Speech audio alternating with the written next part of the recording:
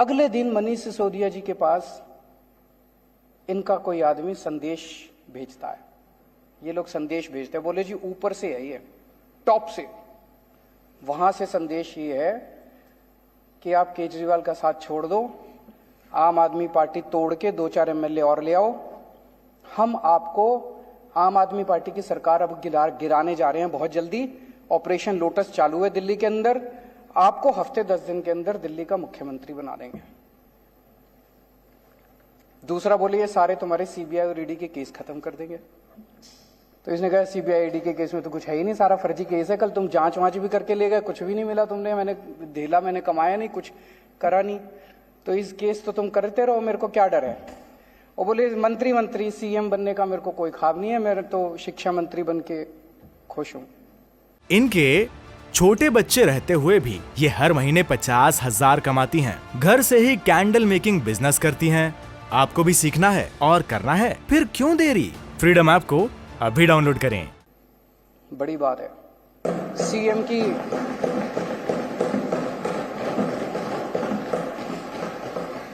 की कुर्सी ठुकराना कोई हंसी खेल थोड़ी है।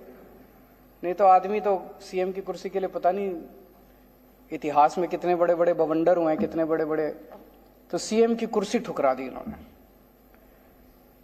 मैंने पिछले जन्म में कुछ पुण्य किए होंगे जो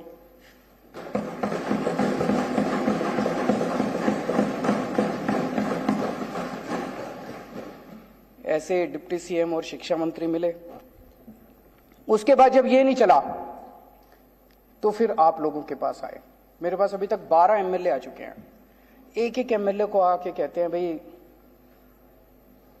20-20 करोड़ रुपए ले ले और टूट के आ जा, 2-4 को और लाएगा तो तेरे को 25 करोड़ देंगे, और नहीं तो जैसे मनीष सिसोदिया का हाल करा तेरे ऊपर भी रेड करेंगे, तेरे को गिरफ्तार करेंगे, सीबीआई और ईडी छोड़ देंगे तेरे खिलाफ। भाई साहब सलाम करता हूं आप सबको।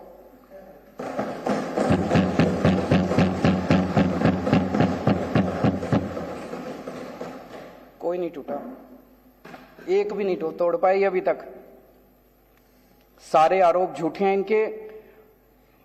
तो जो पता चला उनको एमएलए को, इन्होंने कहा भाई 40 एमएलए हमें चाहिए, 40 एमएलए तोड़ने हैं, 20-20 करोड़ रुपए एक को देंगे। 800 करोड़ रुपए इन्होंने कहीं रख रखे हैं दिल्ली में। ऑपरेशन लोटस दिल्ली इस नाम से चल रहा है, ऑपरेशन लोटस दिल्ली के नाम से इनका पूरा ये ऑपरेशन है। 800 करोड़ रुपए इन्होंने कहीं रख रखे हैं 20-20 करोड़ के हिसाब से। सब ये पूछ रहे हैं कि ये 800 करोड़ रुपए कहां हैं, किसके हैं। आज इस सदन में मैं बताऊंगा ये पैसे किसके हैं। आज मैं खुलासा करूंगा ये 800 करोड़ रुपए किसके हैं। लोग बता रहे हैं जी गुजरात के, पहले अभी थोड़ी देर पहले खबर आई है, एलजी साहब ने अब स्कूलों पे भी इंक्वायरी शुरू कर दी। तो कह रहे हैं भाई स्कूलों के बेसिकली तो रोकना है, स्कूल रुक जाएं, अस्पताल रुक जाएं, जितने अच्छे काम हो रहे हैं वो रुक जाएं, जनता को तकलीफ हो रही है। तो सब कह रहे हैं गुजरात की वजह से हो रहा है। गुजरात में जैसे जैसे हमारा ग्राफ बढ़ता जा रहा है, पागलपन छाया हुआ गुजरात में। लोग दुखी हो चुके हैं इन लोगों से। जहां जाते हैं हर गांव, पूरे के पूरे गांव आम आदमी पार्टी के साथ जोड़ते जा रहे हैं गुजरात। किसी ने सोचा नहीं था।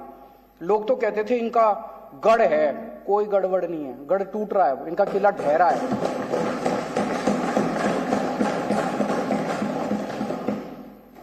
तो लोग तो यही कह रहे हैं जी दिसंबर में सरकार बनने के बाद गुजरात में इनके 27 सालों की आप इंक्वायरी कराओगे, तब तक ये इंक्वायरी करा रहे हैं दिल्ली के अंदर। अगर आज हम गुजरात चुनाव अनाउंस कर देना भाई गुजरात चुनाव हम नहीं लड़ेंगे, ये सारी इंक्वायरी बंद हो जाएगी, सारी ईडी बंद, सीबीआई बंद, सब खत्म। उसी की वजह से हो रहा है ये। कई सरकार गिरा चुके अभी तक ये देश में। गोवा की सरकार गिराई, कर्नाटक की सरकार गिराई, महाराष्ट्र की सरकार गिराई, असम की सरकार गिराई, मध्य प्रदेश की सरकार गिराई, बिहार की सरकार गिराई, अरुणाचल प्रदेश की सरकार गिराई, मणिपुर की सरकार गिराई, मेघालय की सरकार गिराई। शहर में एक सीरियल किलर आया हुआ है जो एक के बाद मर्डर करता जा रहा है, एक के बाद एक मर्डर करता जा रहा है। जनता सरकार चुनती है, ये सरकार गिरा देते हैं। मतलब जनता को तो रौंद रखा है। महाराष्ट्र में जनता ने एक सरकार चुनी, गिरा दी। गोवा में जनता ने एक सरकार चुनी, गिरा दी। जनता के पीछे पड़े हैं और सब जगह पैटर्न एक ही है। अभी जैसे महाराष्ट्र में भी हम लोगों ने देखा, जितने टूट के इधर से उधर गए, बताते हैं सबके पीछे सीबीआई ईडी पड़ी थी। सीबीआई और ईडी उनको बुला रही थी, जैसे वो इधर से उधर गए सीबीआई ईडी के केस बंद। सेम पैटर्न हर जगह यही चल रहा है। पहले ये सीबीआई और ईडी के केस लगाते हैं 4-5 के खिलाफ, तो दूसरे वाले सारे डर के, जिन्होंने गलत काम कर रखे होते हैं, वो सारे डर के फिर उनको मैसेज भेजते हैं, भाई तुम्हारा भी यही हाल कर देंगे तुम, तो सारे इनके पास आ जाते हैं, फिर ये तोड़ लेते हैं, फिर ये सरकार गिरा देते हैं। सेम पैटर्न है। वो जो सीरियल किलर का पैटर्न होता है, आपने वेब सीरीज देखी होंगी, आजकल काफी आ रही है, जैसे सीरियल किलर का पैटर्न होता है ना, वैसे उसी पैटर्न, सेम पैटर्न है। यही पैटर्न इन्होंने दिल्ली में किया कि सीबीआई ईडी भेजी, पहले सत्येंद्र के खिलाफ भेजी, फिर मनीष के खिलाफ भेजी। अब आपको डरा रहे हैं कि तुम्हारा भी यही हाल कर देंगे, सत्येंद्र वाला हाल कर देंगे, तुम्हारा मनीष वाला हाल कर देंगे। डरा के ये दिल्ली में आम आदमी पार्टी को तोड़ना चाहते हैं। लेकिन हमने कुछ गलत कर ही नहीं रखा, तो हम सीबीआई और ईडी से क्यों डरे? हम कहते हैं कर लो, हमें जेल जाने से डर नहीं। सारे इनमें आधे से ज्यादा तो जेल जा चुके, तो कर लो, जो करना कर लो, हमारे को क्या फर्क पड़ता है। अभी तक 277 एमएलए खरीद चुके हैं ये लोग। 277 एमएलए पिछले कुछ सालों के अंदर ये लोग खरीद चुके हैं। दिल्ली में अभी रेट 20 करोड़ का था, महाराष्ट्र में सुनते थे 50 करोड़ है। दिल्ली वालों को पता नहीं क्यों दिल्ली में कह रहे, पर मान लो 20 भी मान लो, 20 करोड़ के हिसाब से खरीदा, तो 277 एमएलए के लिए इन्होंने 5,500 करोड़ रुपए खर्च किए, और दिल्ली के लिए 800 करोड़ रख रहे हो, तो 6300 करोड़ रुपए, 6300 करोड़ रुपए इन्होंने ऑपरेशन लोटस में खर्च किए। ये पैसा कहां से आया? ये पैसा किसका है? 6300 करोड़ रुपए खर्च कर दिए इन लोगों ने एमएलए खरीदने में। ये किसका पैसा है? इसका मैं आज खुलासा करना चाहता हूं। आज देश का हर आदमी महंगाई से बड़ा परेशान है। 2014 में डीजल का दाम था 54 रुपए, अब हो गया 90 रुपए। पेट्रोल का दाम था 2014 में 60 रुपए, अब हो गया 110 रुपए। सीएनजी 37 रुपए थी, 75 रुपए पहुंच गई। एलपीजी 410 रुपए की थी, 1053 रुपए का एक सिलेंडर हो गया। वनस्पति ऑयल 70 रुपए का था, 170 रुपए हो गया। और नमक 7 रुपए का था, 15 रुपए हो गया। हर चीज के दाम बढ़ गए, डबल ट्रिपल हो गए। एक आम आदमी बेचारा, तनख्वाह बढ़ी नहीं है, घर कैसे चलाए तो कैसे चलाए वो? ये जितनी जीएसटी, ये जितना महंगाई हो रही है, इतना जीएसटी लगा दिया इन लोगों ने। ये सारा पैसा कहां जा रहा है? ये सारा पैसा 2 चीजों में जा रहा है।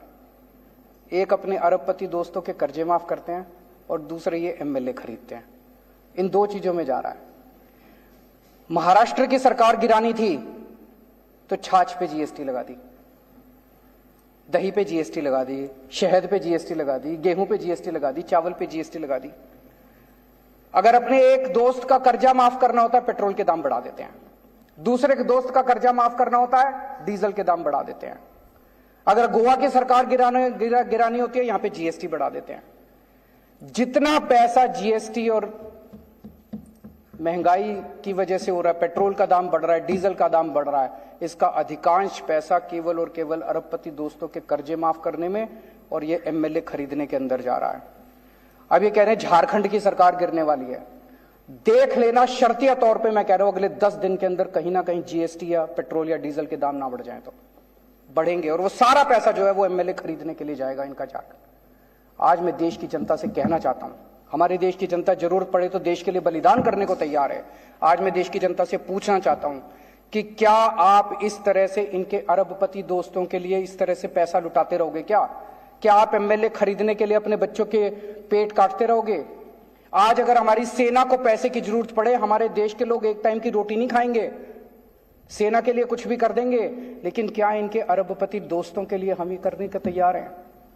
आज एक तरह से कई लोगों को मैं जानता हूं, कई परिवार ऐसे हैं, पहले 1.5 किलो दूध लिया करते थे दिन का, अब वो कम करके 1 किलो कर दिया जब से ये महंगाई हो रही है, जब से ये जीएसटी लगा है। कई परिवार ऐसे हैं जिन्होंने एक टाइम की सब्जी लेनी बंद कर दी, अब नमक से रोटी खा लेते हैं। तो एक तरह से गरीब का खून चूस के, और वो पैसा ये अरबपति दोस्तों को दे रहे हैं, गरीब का खून चूस के इस देश के अंदर एक आदमी की सत्ता की हवस को पूरा करने के लिए सारा का सारा पैसा इस्तेमाल किया जा रहा है। क्या देश के लोगों को यह मंजूर है? हम भारत को नंबर 1 देश बनाना चाहते हैं। हमारा मकसद है, हमारा सपना है, पूरे देश के लोगों का सपना है कि भारत दुनिया का नंबर 1 देश बनना चाहिए। भारत दुनिया का नंबर 1 देश कैसे बनेगा? जब हर बच्चे को अच्छी शिक्षा मिलेगी।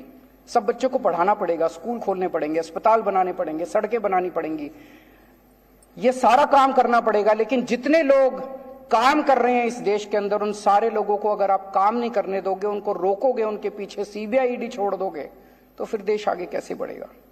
आपने इनके ये इतनी पीसी करते हैं, आपने देखा होगा कि कोई एक प्रेस कॉन्फ्रेंस इनकी काम से रिलेटेड होती है।